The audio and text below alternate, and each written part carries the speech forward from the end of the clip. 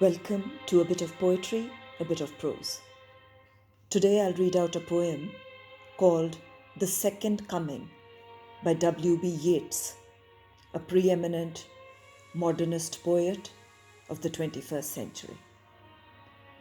But first, a brief background about the poem.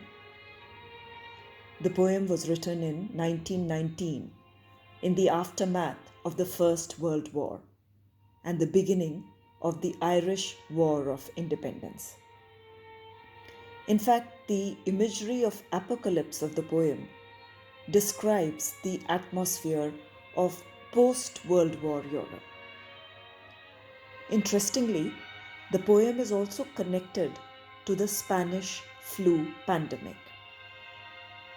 In the weeks preceding the writing of the poem, Yeats' pregnant wife Georgie caught the virus, and she barely survived. W.B. Yeats wrote The Second Coming while his wife was still convalescing.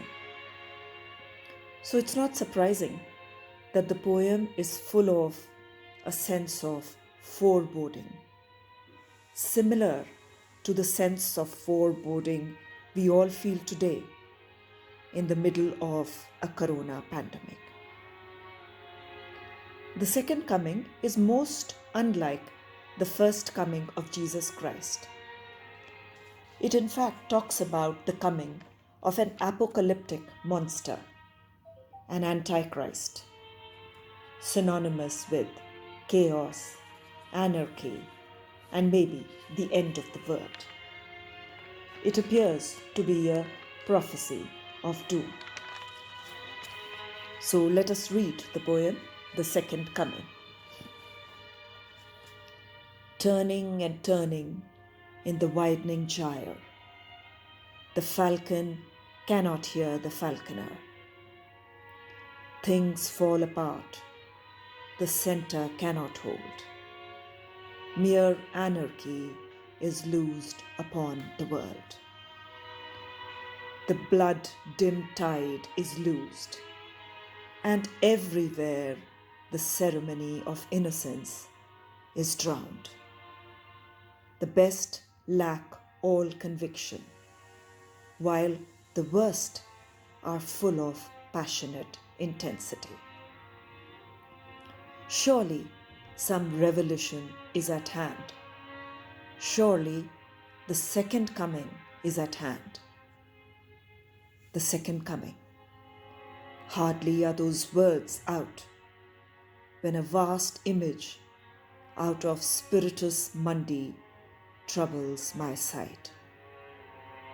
Somewhere in the sands of the desert, a shape with a lion body and the head of a man, a gaze blank and pitiless as the sun, is moving its slow thighs,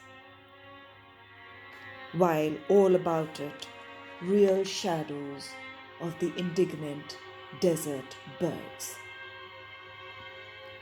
The darkness drops again. But now I know that 20 centuries of stony sleep were vexed in nightmare by a rocking cradle. And what rough beast, its hour come round at last, slouches towards Bethlehem to be born. With all its violent imagery, this poem may not be something that you like, but it's certainly one of the most memorable and anthologized poems.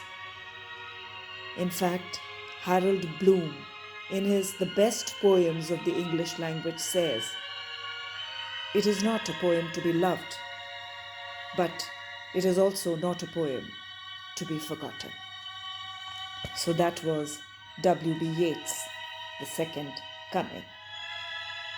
Hope to see you soon again in a bit of poetry, a bit of prose. Bye-bye for now.